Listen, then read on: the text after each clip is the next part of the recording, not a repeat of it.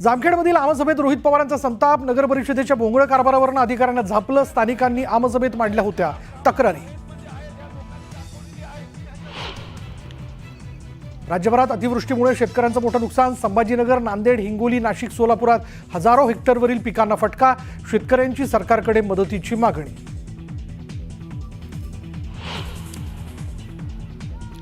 कांद्याला कवडीमोल भाव मिळत असल्यानं शेतकरी आक्रमक। येवल्यात नाशिक छत्रपती संभाजीनगर महामार्गावर रास्ता रोको, तर मालेगाव सुरत महामार्गावर ही रास्ता रोको करत घोषणाबाजी। गोपीचंद पडळकरांच्या विरोधात राष्ट्रवादी शरद पवार पक्ष आक्रमक, सांगलीत टायर जाळत तर नागपूरमध्ये जोडे मारो आंदोलन करत नोंदवला निषेध। संजय राऊतांना धमकी देणाऱ्या राजेश मोरेंच्या विरोधात उभाटाच्या महिला पदाधिकारी आक्रमक महिलांकडून मोरेंच्या विरोधात जोरदार घोषणाबाजी।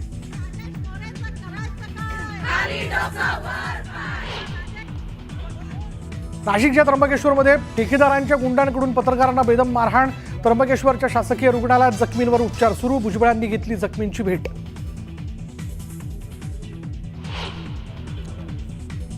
कुंभमेळ्याच्या समितीवरनं साधू महंतांमध्ये नाराजी, नाशिक आणि त्र्यंबकेश्वर मधील साधू महंतांची तातडीची बैठक, शासनानं समिती स्थान न दिल्यानं नाराजी।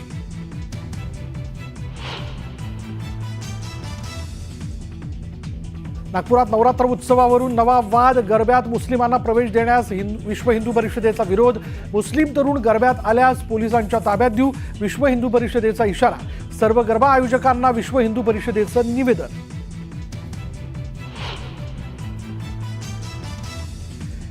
H1B व्हिसाधारकांनी आज 24 तासांच्या आत अमेरिकेत परत या, मायक्रोसॉफ्टच्या कर्मचाऱ्यांना सूचना, H1B व्हिसाची फी $1,00,000 करण्याचा ट्रम्प यांचा निर्णय। आणि जळगावात सोन्याच्या दराला झळाळी, प्रति तोळा सोन्याचा दर 1,14,300 रुपयांवर। नंतर बघूयात कांद्याच्या दरानं पुन्हा वांदा केलाय। नाशिक जिल्ह्यात कांद्याचे दर घसरल्याचा मुद्दा चांगलाच तापलाय। गेल्या काही दिवसांपासून कांद्याच्या दरात घसरण सुरू आहे। कांद्याला कवडीमोल भाव मिळत असल्यानं कांदा उत्पादक शेतकऱ्यांच्या संतापाचा उद्रेक झालाय। येवला पाठोपाठ मालेगावातील शेतकऱ्यांनी रस्त्यावर उतरत मालेगाव सुरत महामार्गावर रास्ता रोको आंदोलन केलं। रस्त्यावर कांदे फेकून घोषणाबाजी करण्यात आली। उन्हाळी कांदा लाखो रुपये खर्चून पिकवला, 5 महिन्यांपासून चाळीत साठवला, मात्र दर न वाढल्यानं शेतकरी संतापले। सरकारच्या धोरणामुळे भाव मिळत नसल्याचा शेतकऱ्यांचा आरोप आहे। कांद्याला हमीभाव देण्याची मागणी जी आहे ती शेतकऱ्यांनी केली आहे।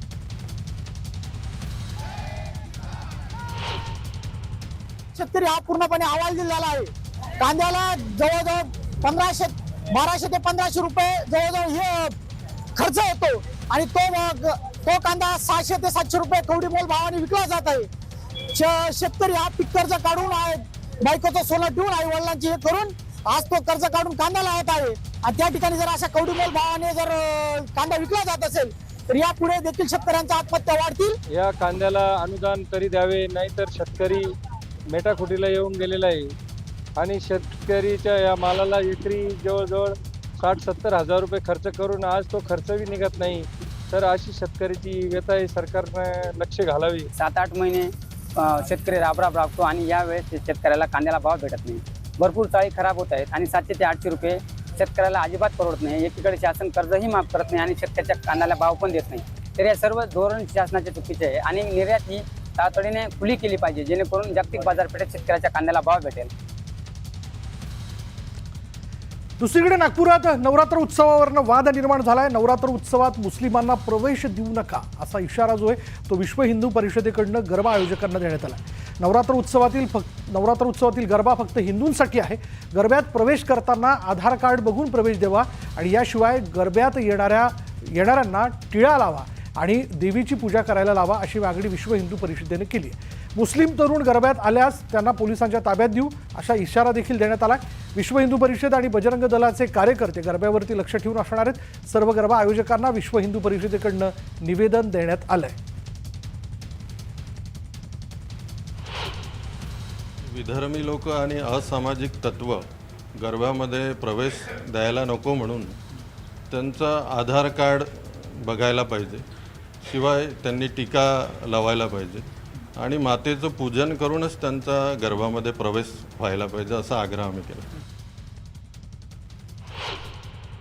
वराह अवतार आमचा हिंदू धर्मातला एक अवतार आहे, त्याच्यामुळे वराह चित्र लावणे आणि त्याचं पूजन करणे असा आग्रह पण गरबा पंडालांना केला आहे. पण वराहाचं चित्र लावल्याने काय होणार, म्हणजे नेमका तुमचा कुठल्या धर्मावर आक्षेप आहे, कुठल्या गोष्टींवर तुमचा आक्षेप आहे? काही विधर्मी लोक वराहाला मानत नाही किंवा वराह दिसले तर त्यांचा धर्म खंडित होऊन जातो, त्याच्यामुळे आम्ही वराहाचं पूजन करून प्रवेश द्यावा असा आग्रह केला. त्यांना आगच लावायची आहे, त्यांना समाजामध्ये दरीच निर्माण करायची आहे, धर्माधर्मामध्ये आग लावून धर्माच्या नावावर राजकारण करायचं आहे आणि आपली पोळी शेकायची आहे. त्यामुळं विश्व हिंदू परिषद काही नव्यानं बोलत आहे असं नाही, ते देश अस्थिर करण्यासाठीच यांचा जन्म झालेला आहे. देशातलं वातावरण दूषित करून सत्तेसाठी वाटेल त्या स्तरावर जायचं अशी भूमिका त्यांच्या या सगळ्या संघटना आहेत भाजपच्या अंतर्गत, त्या संघटना तेच काम करत आहेत. दरम्यान या वादावर नागपूरमधील तरुणाईला काय वाटतं हे आम्ही जाणून घेतलंय, पाहूयात. कोणाच्या धर्मामध्ये येऊन कोणत्या व्यक्तीच्या मनात या शरीरामध्ये कुठले गट्स असेल तर तो गरबा करू शकतो ना. तर हे योग्य आणि अयोग्य तर मला तर नाही ठाऊक की कंपल्सरी करायला पाहिजे की बियांना आधार कार्ड दिलाच पाहिजे आणि ह्या सगळ्या गोष्टीचं झालंच पाहिजे बा म्हणून की बिया हा कास्टचा आहे, हा कास्टिझमवाल्यांनीच करायला पाहिजे, अशातला काही विवाद नाही करायला पाहिजे. मागितले तर नाहीच पाहिजे, कारण म्हणजे महिलाच याच्यात जास्त उत्साहित दिसतात आणि एवढ्यांचं आधार कार्ड चेक करणं शक्य नसते ना. खूपशा ठिकाणी गरबा खेळला जातो, तो पर्टिक्युलरली मॅनेजमेंट कोणाची चांगली असते कोणाची नसते.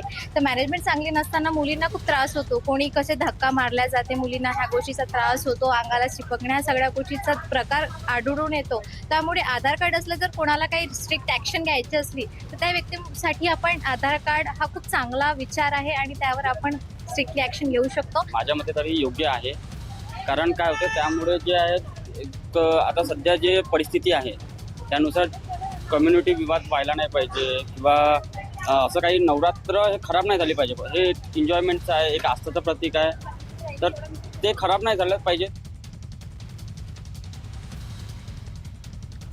पुढली बातमी अशी की भाजप आमदार गोपीचंद पडळकर यांनी जयंत पाटलांवर केलेल्या जहरी टीकेच्या निषेधार्थ जयंत पाटील समर्थक आक्रमक झालेले आहेत. सांगलीच्या इस्लामपूरमध्ये बंद पाळण्यात आला होता आणि दरम्यान दुसऱ्या दिवशीही जयंत पाटलांचे समर्थक आक्रमक आहेत. सांगली पेठ रस्त्यावर जयंत पाटलांच्या समर्थकांकडून रास्ता रोको करण्यात आला, रस्त्यावर टायर जाळून निषेध व्यक्त करण्यात आला. तर नागपूरमध्येही शरद पवारांची राष्ट्रवादी आक्रमक झाली आहे. नागपूरच्या व्हरायटी चौकात राष्ट्रवादी शरद पवार पक्षाच्या कार्यकर्त्यांकडून आंदोलन करण्यात आलं आणि यावेळी घोषणाबाजी करत गोपीचंद पडळकरांचा निषेध करण्यात आलाय. जयंत पाटील भाजपमध्ये यायला तयार नाहीत म्हणून भाजपचा जयंत पाटलांवरती राग आहे अशी टीका खासदार संजय राऊतांनी केली. यावर भाजपच्या नवनाथ बन यांनी उत्तर दिलंय. तुमचा जयंतरावांवरती राग यासाठी आहे, जयंतराव तुमच्या पक्षात यायला तयार नाहीत. जयंतराव त्यांच्या पक्षात जायला तयार नाहीत इतका दबाव आणून सुद्धा त्याच्यामुळे हा त्यांचा बाप काढण्याचा उद्योग. आधी राजाराम बापू पाटलांचं कार्य समजून घ्या आणि मग यांच्या बापजाद्याने काय केलं यांच्या पक्षात ते कळेल. खरं तर जयंत पाटील हे राष्ट्रवादी शरद पवार गटाचे ज्येष्ठ नेते आहेत. त्यांना गोपीचंद पडळकर काही त्रास देत असतील असं मला वाटत नाही. त्यामुळं उगीच संजय राऊत यांनी जयंत पाटील यांचं नाव घेऊन अशा पद्धतीचे दावे प्रतिदावे करू नयेत. जयंत पाटील यांची कारकीर्द महाराष्ट्राला माहिती आहे आणि त्यांना कोणीतरी त्रास देतोय म्हणून ते कुठला तरी पक्ष सोडतील आणि त्रास देणं आमची परंपरा नाही. त्रास देणं ही संजय राऊत आणि उभाटा गटाची परंपरा आहे. राज्यात झालेल्या अतिवृष्टीमुळे ओल्या दुष्काळाचं संकट दाटलंय. हातातोंडाशी आलेलं पीक जे आहे ते मातीमोल झाल्यानं बळीराजा संकटात सापडलाय. राज्यातील तब्बल 30 जिल्ह्यांमधील 62,17,000 एकरवरील पिकाला याचा फटका बसलाय. पावसामुळे नुकसान झालेल्या शेतकऱ्यांचे डोळे सरकारच्या मदतीकडे लागलेत. अतिवृष्टीत शेतकऱ्यांना हेक्टरी 50,000ची मदत जाहीर करावी अशी मागणी विरोधकांनी केली आहे. राज्यावर ओल्या दुष्काळाचं संकट, लाखो हेक्टरवरच्या शेतीचं नुकसान, बळीराजा मदतीच्या प्रतीक्षेत. गेल्या काही दिवसात राज्यातल्या ग्रामीण भागात आभाळ फाटल्यासारखा पाऊस कोसळतोय. सोलापूरच्या बार्शी तालुक्यातल्या बेळगाव परिसरात ढगफुटी झाली. त्यामुळे ताड सौंदणे गावात पावसाचं पाणी शिरलं तर अक्कलकोट तालुक्यात पावसाचा कहर पाहायला मिळाला.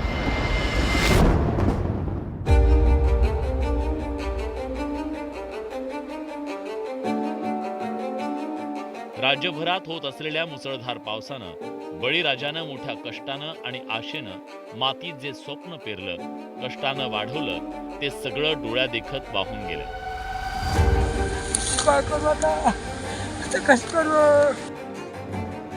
पायात चिखल आणि डोळ्यात पाणी अशी विदारक स्थिती आहे. रानातून नदी वाहावी तसं पाणी वाहतंय. वाहणाऱ्या पाण्यातून फक्त पीक नाही, शेतकऱ्यांची उद्याची भाकरी, पोरांची शाळेची फी, बायका लेकरांचे दिवाळीचे कपडे, पोरीच्या लग्नाची तयारी सगळं वाहून गेलं.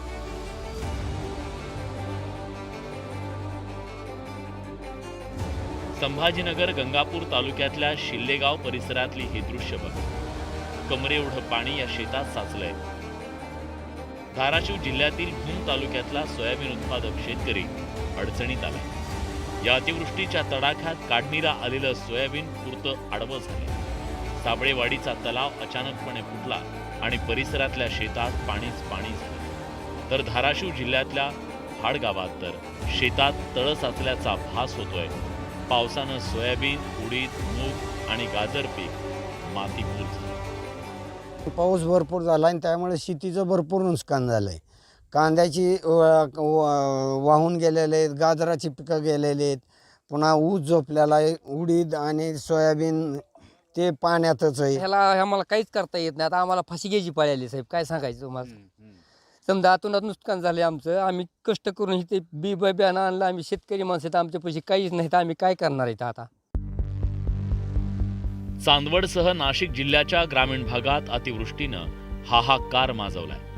सलग 4 दिवसापासून होत असलेल्या मुसळधार पावसाचा पिकांना फटका बसलाय. शेतात पाणीच पाणी झाल्यानं हातातोंडाशी आलेला घास निसर्गानं हिरावून घेतलाय. होतं जे काही धान्य खायसाठी होतं ते आता घरापोत जाणार पण नाही, पूर्ण आता हे मातीला मिळून जाणार आहे.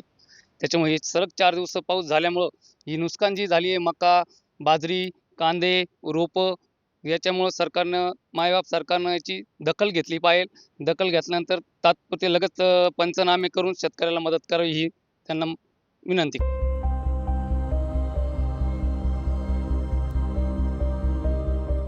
नांदेड जिल्ह्यात पूर आणि अतिवृष्टीनं मोठ्या प्रमाणात पिकांचं नुकसान झालं. पेरणीचा खर्च निघणार कसा, हा प्रश्न इथल्या शेतकऱ्यांना पडतोय. हिंगोलीच्या सेनगाव तालुक्यात झालेल्या पावसामुळे झेंडू फुलांचं मोठं नुकसान झालंय. तोडणीला आलेले फुलं आडवी झाल्यानं शेतकरी हवाल दिलाय. आता ह्या आमच्या झेंडूचं एवढं नुकसान झालेलं आहे की आज हे 30 रुपयाने झेंडू आम्ही दिला होता. आजची तोड होती. कमीत कमी ह्या झेंडू 25 ते 30 क्विंटल जो माल निघत होता याचा. पण आता सर्व आमचं स्वप्न आमचं समजा मातीमध्ये मिळालं. कर्जमाफी नाही, शेतीला भाव नाही, मालाला भाव नाही, कशालाच भाव नाही, भरपाई पण नाही. आणि वरल्यावर तुम्ही आम्हाला जखमीवर मीठ लावायला 8,500 द्याल्या. हे तुम्ही योजना बंद करा ना गव्हर्नमेंटच्या. काय आहे ते योजना सरकारला मग कळकळ हात जोडून विनंती आहे की आपण हे दुसऱ्या कोणत्याच योजना शेतीला हमी भाव द्या मालाला. 1 हेक्टरला खर्च लागतो 25,000 रुपये कमीत कमी. फवारणी, मशागत करणे आणि पेरणी, तर 25,000 रुपये खर्च लागतो. आणि शासन द्यायला आहे आपल्याला 3,500 रुपये एकर समजा. तर कुठलं हे होणार आहे, त्याचं बजेट बसणं. आमचेच नाही का 2,500 रुपये उलटे याच्यामध्ये घरातूनच पडाले त्याच्यामध्ये. राज्यातल्या 30 जिल्ह्यातील 195 तालुक्यातल्या 62,17,540 एकरवरची पिकं बाधित झाली. नांदेड जिल्ह्याला याचा सर्वाधिक फटका बसलाय. एकूण 7,28,049 हेक्टरवरच्या पिकांचं नुकसान झालं. तर वाशिममधील 2,03,098 हेक्टरवरच्या पिकं मातीमोल झाली. यवतमाळमधील 3,20,783 हेक्टर, तर धाराशिवमधील 1,57,610 हेक्टरवरची पिकं नष्ट झाली. अकोल्यात 1,77,466 हेक्टरवरची पिकं तर सोलापुरातल्या 2,46,000 हेक्टरवरच्या पिकांना फटका बसलाय. आता तातडीनं यांना मदतीची अपेक्षा आहे आणि ते सोडून भलतीकडेच विषय घेऊन चाललेले आहे. मला सरकारला पुन्हा आवाहन करतो की आपण 50,000 रुपये किमान त्यांना हेक्टरी मदत करा, तरच हा शेतकरी सावरेल. नाहीतर महाराष्ट्रामध्ये शेतकरी हा शिल्लक राहणार नाही, अशी परिस्थिती होईल.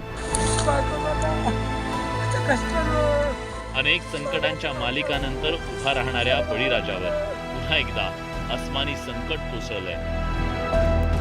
या हतबल शेतकऱ्यांना खोटी सहानुभूती नाही तर दिलासा हवा. संकटातून सावरण्यासाठी सरकारी मदतीचा हात. Bureau report, news 18. यानंतर